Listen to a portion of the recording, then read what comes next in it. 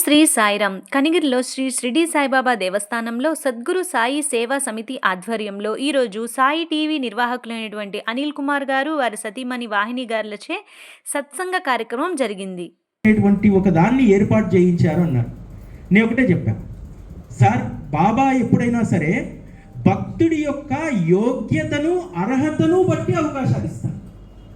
మీ యోగ్యత అర్హత ఆయన పెంచారు. జిజ్ఞాస మీలో కలిగి ఆ జిజ్ఞాస ద్వారా ఈ సత్సంగం యొక్క మధురిమను మరికొంతమందికి పంచాలనేటువంటి ప్రమోషన్ మీకు ఇచ్చారు.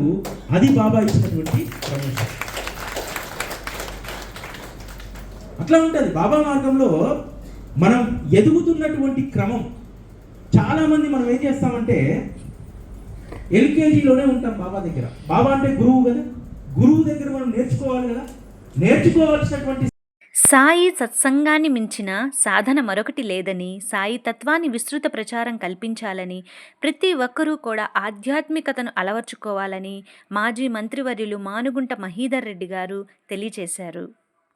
ఈరోజు జరిగిన ఈ సత్సంగ కార్యక్రమంలో అనిల్ కుమార్ గారు, అదే సాయి టీవీ నిర్వాహకులైనటువంటి అనిల్ కుమార్ గారు, శ్రీమతి వాహిని గారు సాయి తత్వం, మానవత్వం, సాయి మార్గంలో మహిళా శక్తి అనే అంశాల గురించి సత్సంగ కార్యక్రమంలో ఎంతో చక్కగా వివరించారు.